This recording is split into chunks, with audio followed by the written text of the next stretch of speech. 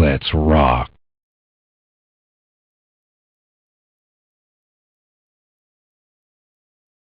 First, I'm going to be talking about a mythical unicorn. Just kidding. I'm going to be talking about something that a lot of people do not think exists in this game, but they most definitely do exist. Peripheral whips. I'm going to be referencing a picture and a guide written on Steam, and you're more than welcome to read that guide to get caught up on how they work, if you don't trust me explaining it. Whips can be a very complicated topic to talk about. If you follow the settings in my first video in this series, you should have whips enabled. Whips work like voice in this game. They work when they want to. Whips are supposed to be a server-side setting. However, even if they are turned off, sometimes they work, and vice versa. Whips are 24/7 recon on the left and right lateral limit of your screen. There's no distance limitation to how far you can see a player with whips enabled. It will even show players attempting to hide in vegetation. This makes them very powerful on finding players hiding in bushes or on jungle maps. Whips will not display a player if the player breaks line of sight with you on the left or right lateral limit of your screen. So if they were hiding behind cover or hiding inside of a building, whips would not give away the player's location. Learning to play with whips can definitely make you a better player. Playing with whips will definitely help you find people trying to be sneaky in bushes. You will also be able to count how many players are over on the left or the right hand side of you, and if you get good enough, you can even tell which are squad leaders or where the locations of squad tunnels are. Whips will always be displayed as a gray circle on the left or the right hand side of your screen. The bigger the circle, the closer the player is. Those circles can get very small because there is no limit to the distance that whips will detect a player as long as they have line of sight on you and are not being blocked by any type of cover. If you use whips, that's great, but if you start to rely on whips too much in order to reveal players' locations, you might actually end up becoming a worse player than what you were before you started playing with them. Next, we're going to talk about something that I love to do, drive-by nades. Drive-by grenades are pretty simple. If you see an enemy tunnel, it's best to destroy it so that the enemy stops spawning on it, because you want to take that enemy squad out of the fight. Manually destroying tunnels can take time, and it can be risky. I cannot tell you how many times an enemy player has spawned on a tunnel when I was literally on top of it, actively destroying it.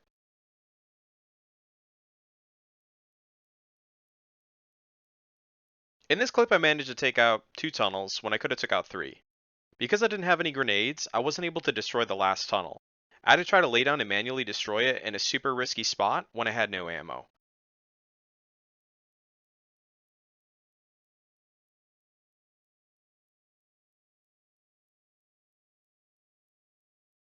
Anytime that you get the opportunity to destroy an enemy tunnel, you typically want to take it.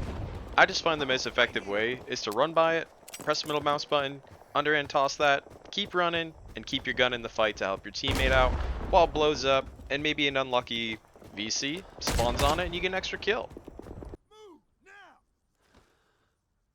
Rifle grenades are available to the NLF Sapper and are one of their strongest tools. You can accurately fire out to 260 meters or use them to hit fire and clear GI out of buildings in tough spots. The best way to use rifle grenades is to play as a squad leader, wait for a recon report, then double click the map, zero in on your rally. You are also typically responsible for rushing in, hip firing, and clearing out enemies and buildings that the RPG is having a tough time clearing. Please note that when you are firing rifle grenades, your zero when shooting the grenade will also affect the hip firing distance. The RPG is a hard carry class for the North. RPG will often have to carry the burden of killing hard to reach squad leaders hiding in cover, meaning you do not need to hit through a window in order to kill someone. It's actually better to hit the wall next to the window and the explosion will actually explode through the wall, killing everybody on the other side. This ability makes this class invaluable when hunting squad leads. The M40 is a weird sniper. The game already suffers from poor draw distance, and the M40 can multiply that tenfold. It is the only sniper in the game that can magnify its sight picture without changing its zero. You can do this by using the plus or the minus keys on your numpad and then using mouse scroll to change zero as needed.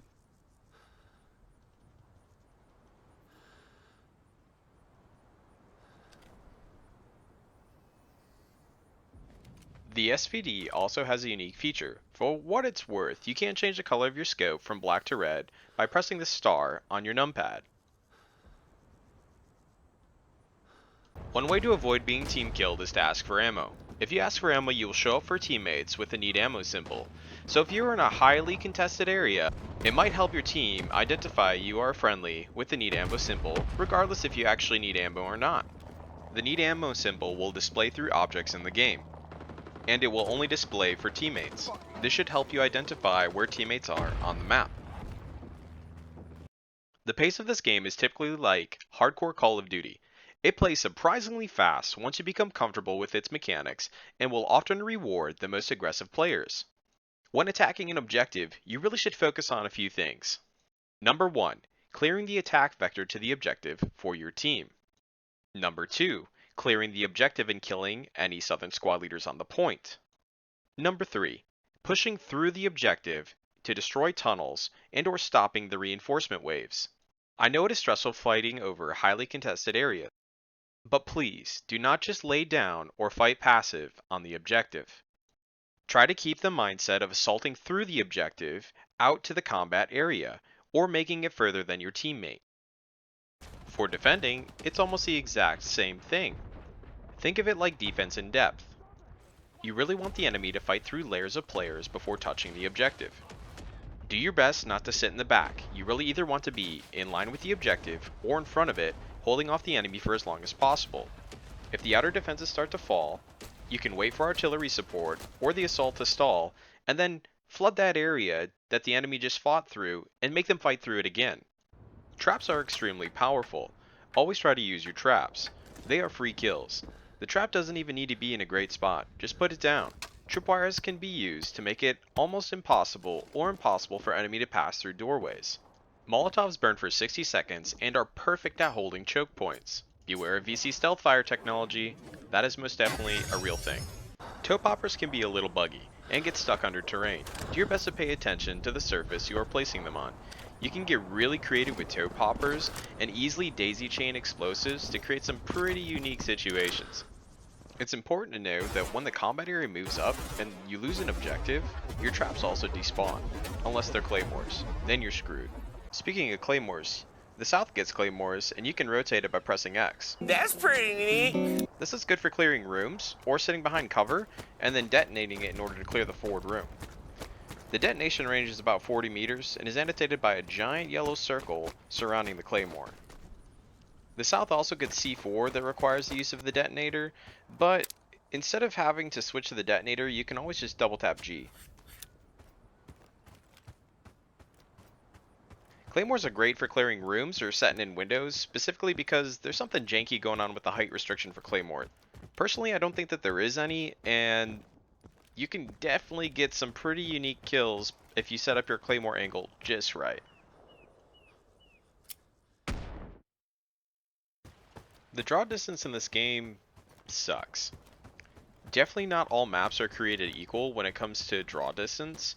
So if you ever find yourself asking how somebody saw you or how it was possible that they shot you from so far away, there's a pretty good chance that it's due to the in-game's draw distance. Now there really isn't anything that you can do in a situation like that if somebody's exploiting the draw distance of a map. You really just need to kind of be cognitively aware of how it works, and if you think that you're concealed on your screen or if you're laying down in grass on your screen, there might not always be grass or the bush on somebody else's screen. By no fault of their own, by no cheat or exploit or anything like that. It's just how the game processes draw distance on some maps. Firebase Regina is a really good example of this, because as you heard me talking about earlier, I ran through that giant rice field on Delta, and if I were to sit back here, you can clearly see that there's no grass or anything, and if you're a good enough shot, you can definitely post up right here and take shots at people who think that they're concealed, and they're just not.